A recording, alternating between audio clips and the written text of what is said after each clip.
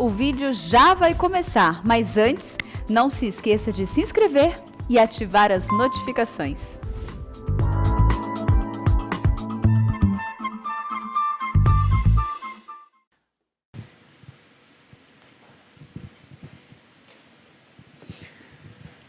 É um privilégio poder repartir com você nesta noite a preciosa Palavra de Deus. E eu quero ler com você o texto que está em Mateus, capítulo 5, versos 13 a 16. Mateus, capítulo 5, versos 13 a 16. Senhor Jesus Cristo ainda está proferindo o seu sermão, conhecido como Sermão do Monte. E depois de pronunciar as bem-aventuranças, Jesus diz assim: Vós sois o sal da terra. Ora, se o sal vier a ser insípido, como lhe restaurar o sabor? Para nada mais presta, senão para, lançado fora, ser pisado pelos homens. Vós sois a luz do mundo. Não se pode esconder a cidade edificada sobre um monte, nem se acende uma candeia para colocá-la debaixo do alqueire, mas no velador, e alumia a todos os que se encontram na casa. Assim brilhe também a vossa luz diante dos homens, para que vejam as vossas boas obras e glorifiquem a vosso Pai que está nos céus. Eu quero conversar um pouco com vocês hoje sobre o tema uma igreja influenciadora. Uma igreja influenciadora. No texto que nós acabamos de ler, Jesus deixa de pronunciar as bênçãos, as bem-aventuranças, para tratar das responsabilidades. Ele faz uma transição daquilo que somos para aquilo que devemos fazer. Fica claro pelo ensino do Senhor Jesus Cristo que a igreja que foi tirada do mundo, está no mundo, não é do mundo, mas é enviada de volta ao mundo como testemunha no mundo. Desta forma, a igreja e o mundo são diametralmente opostos, absolutamente diferentes. A igreja que tenta ganhar o mundo, imitando o mundo, não entendeu a sua vocação. A igreja só pode impactar o mundo e influenciar o mundo na medida em que ela é absolutamente diferente do mundo.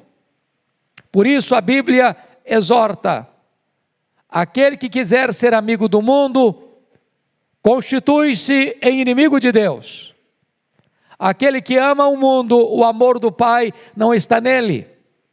E a ordem categórica é: não vos conformeis com este mundo ou com este século. Na verdade, nas bem-aventuranças, Jesus Cristo já deixou claro que o mundo odeia a igreja e persegue a igreja, mas a igreja é chamada a servir ao mundo, que a odeia e a persegue. A igreja responde ao ódio e às mentiras do mundo com amor e com a verdade. É curioso perceber ainda que as duas metáforas usadas por Jesus, o sal e a luz, ao serem usados, tanto o sal quanto a luz se desgastam neste uso. Em outras palavras, Jesus está querendo nos mostrar que a nossa espiritualidade não pode ser egocêntrica.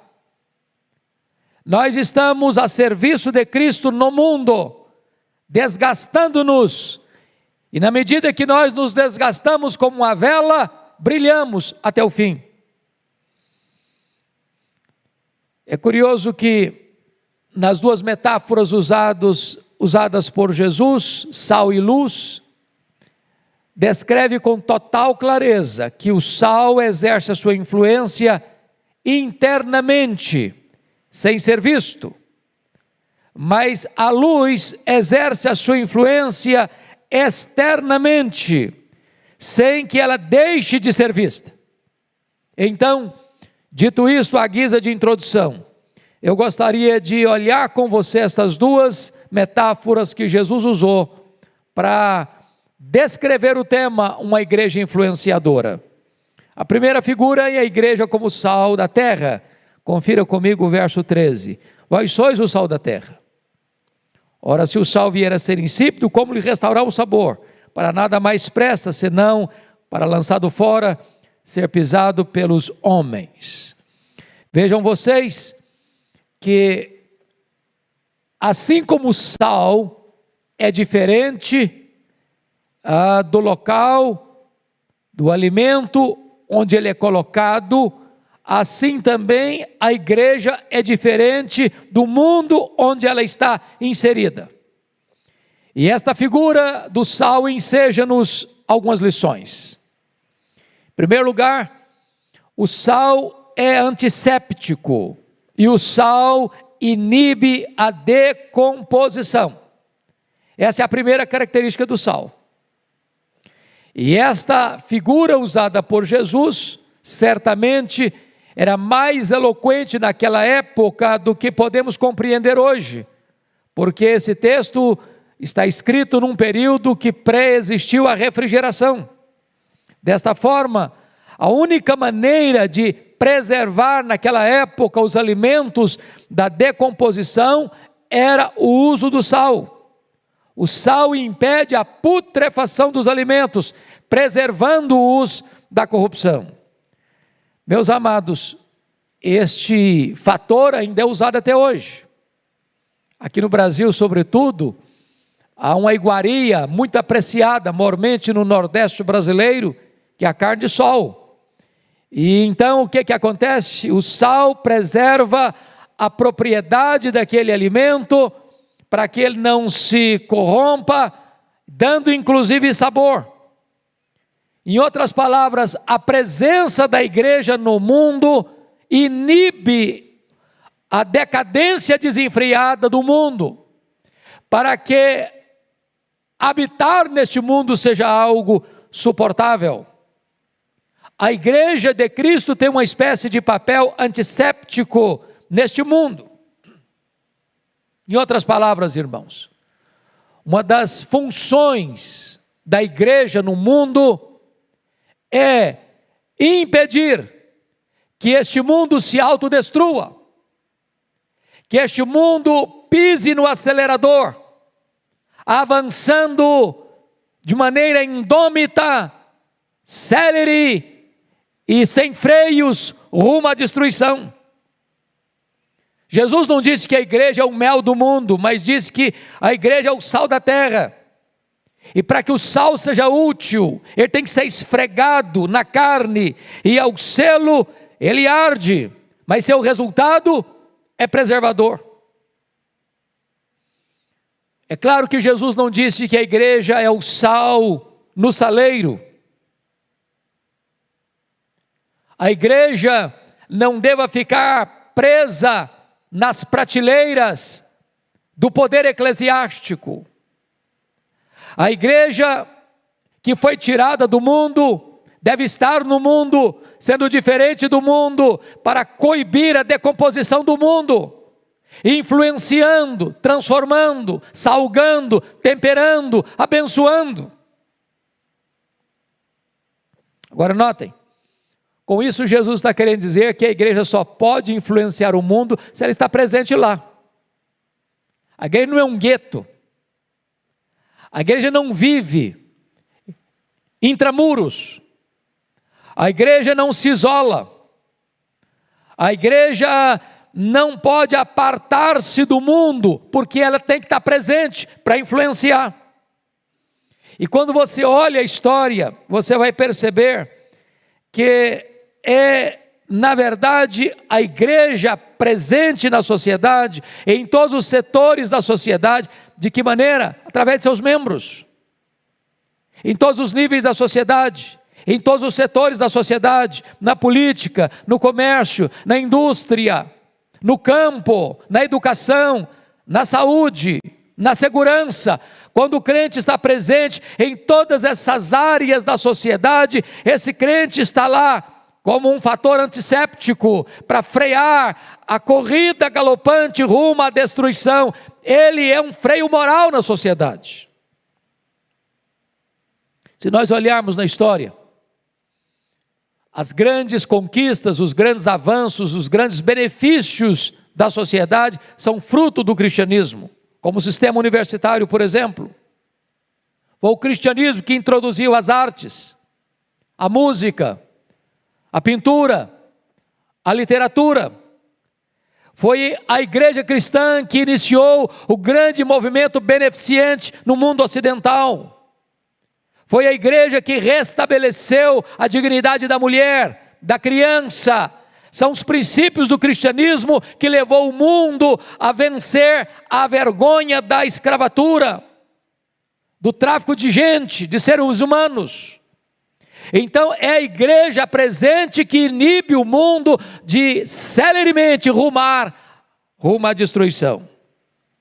Mas a segunda coisa que esta figura traz para nós é que o sal, além de ser antisséptico, o sal é também o condimento que dá sabor. Uma comida sem sal ou insossa é totalmente desagradável. Se o mundo fosse deixado à sua própria sorte, sem a presença da igreja de Deus, a vida perderia o sabor, perderia a alegria, porque a Bíblia diz que é na presença do Senhor que tem alegria, e o cristão vive na presença do Senhor, o cristão anda na presença de Deus, e quando ele está presente na sociedade, as coisas passam a ter melhor significado e mais sabor na vida, no casamento, na criação de filhos, na família, no trabalho, em todos os setores da sociedade. É necessário que haja ali a presença do sal para dar sabor. É bem verdade que o que estraga, o que arruína, o que apodrece, o que faz cheirar mal, o que torna o ambiente insuportável, é o pecado. O pecado é maligníssimo, o pecado cansa, o pecado adoece, o pecado enfraquece, o pecado tira o sabor da vida, o pecado leva as pessoas a desistirem da própria vida. É por isso que a presença da igreja é tão importante, porque é a presença da igreja que dá sentido à vida e dá sabor, porque a igreja apresenta Jesus, aquele que pode transformar, aquele que pode libertar, aquele que pode perdoar, aquele que pode salvar. Por outro lado, pegando a figura, se uma comida sem sal é intragável, uma comida salgada demais também é insuportável.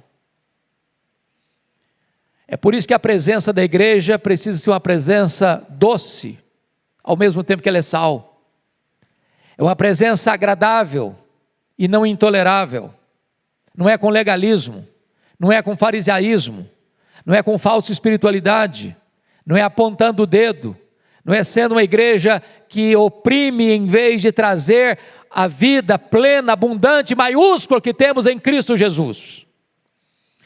Mas a terceira coisa que esse texto pode nos sugerir, que a figura do sal, além de ser antisséptico, além de dar sabor, o sal provoca sede. Provoca sede. E é interessante isso, porque a ideia aqui é de que nós vivemos num mundo caído, que não tem apetência pelas coisas espirituais, que não tem sabor pelas coisas lá do céu, que não tem apetite pelas realidades espirituais.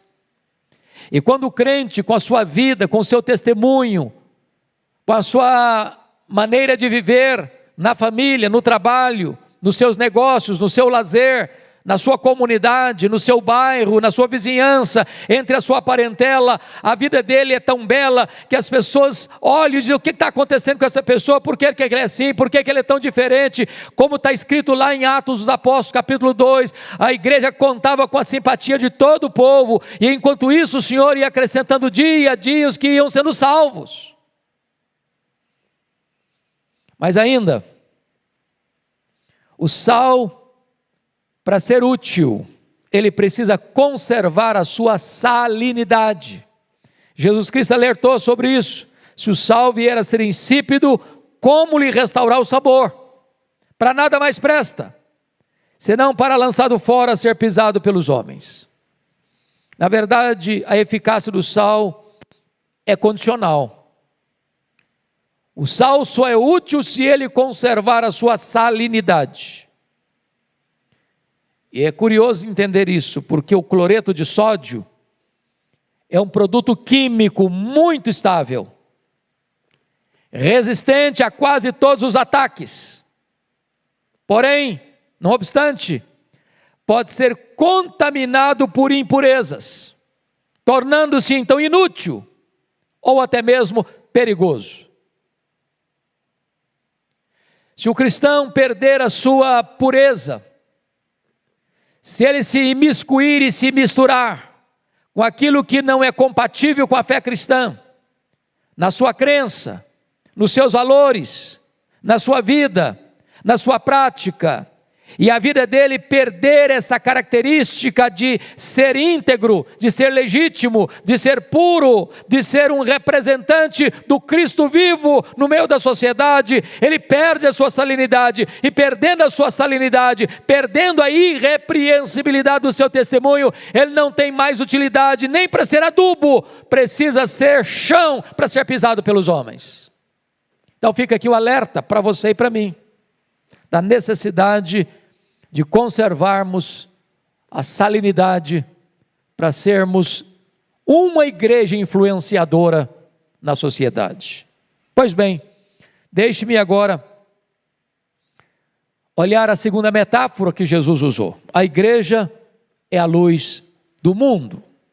Versos 14 e 15. Então, a primeira coisa que eu gostaria de ser claro com você é que se o sal influencia internamente, sem ser visto, a luz influencia externamente, sem poder de deixar de ser vista. Ser vista por todos, servir de guia, servir de advertência. A vida seria insuportável sem a luz. É por isso que na obra da criação, no primeiro dia, Deus criou a luz. Haja luz e houve luz. A luz foi a primeira coisa que Deus trouxe à existência, porque sem a luz este mundo seria um vazio obscuro. Em outras palavras, meus irmãos, a vida da igreja é a sua primeira mensagem. A igreja não apenas tem uma mensagem, a igreja é a mensagem. Se ela tem vida, se ela tem testemunho, então ela tem proclamação. Mas se ela não tem vida, se ela não tem testemunho, se ela está nas trevas, ela não tem como pregar, ela não tem como proclamar. Sabe por quê? Porque a vida precede o trabalho, o exemplo é mais importante do que a atividade.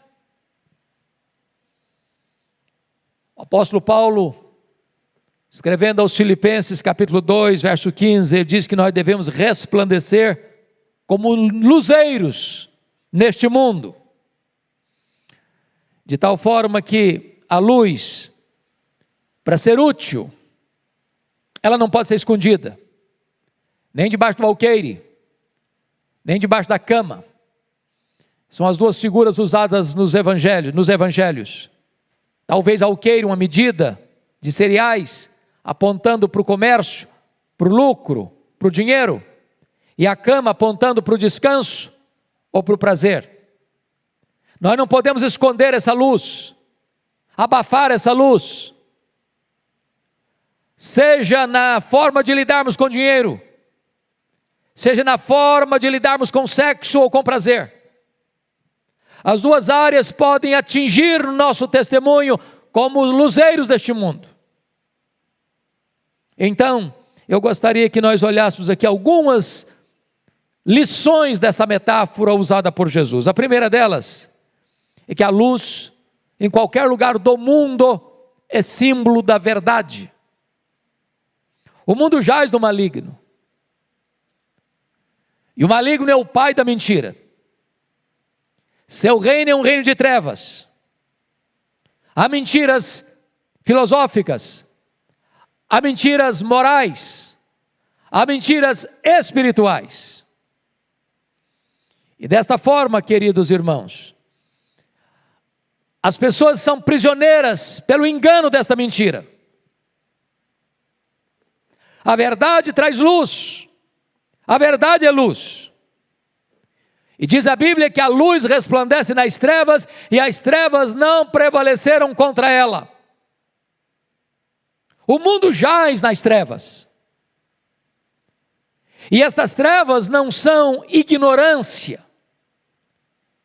Porque há muitas pessoas que galgam os degraus mais altos do saber humano. Chegam ao apogeu da academia, do conhecimento, das artes, da ciência, do saber. E não obstante estarem no pico dos montes do saber humano, ainda jazem mergulhadas num caudal de trevas.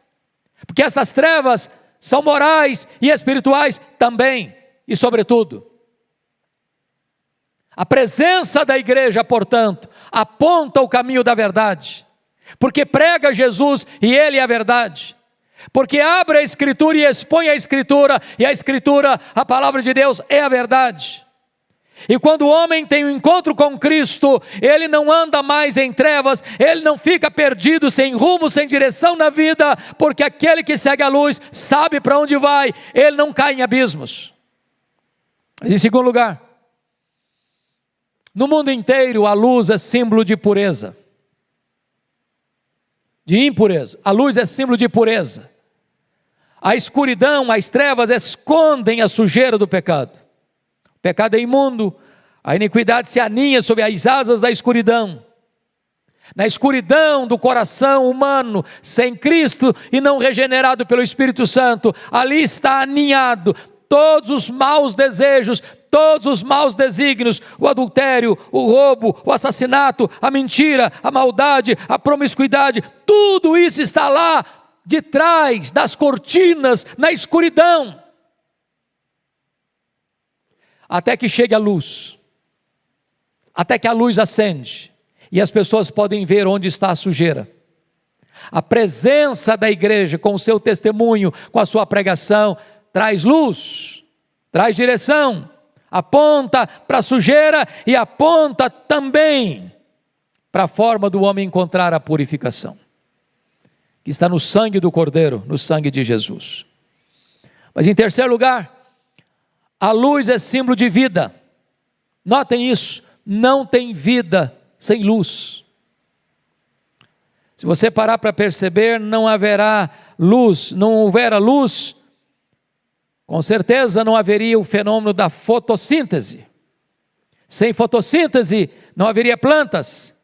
Se não houvesse plantas, não haveria oxigenação. Se não houvesse oxigenação, não haveria condição de sobrevivermos. Então veja você que é a luz que produz a vida, que fertiliza o solo, as plantas.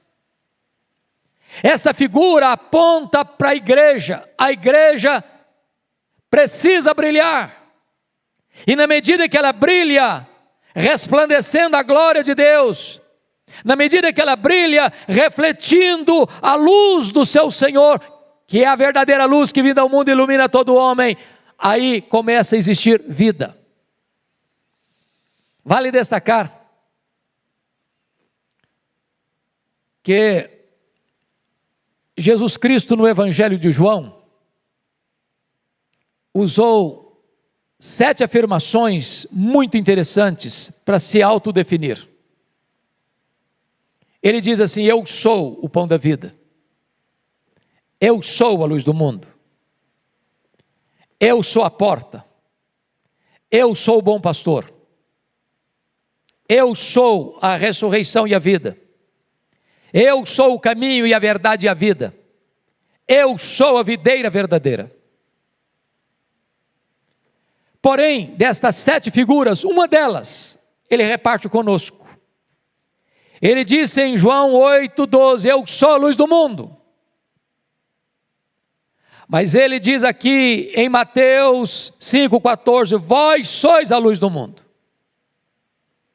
É importante você entender isso, porque a igreja não é luz do mundo na mesma medida em que Jesus é luz do mundo.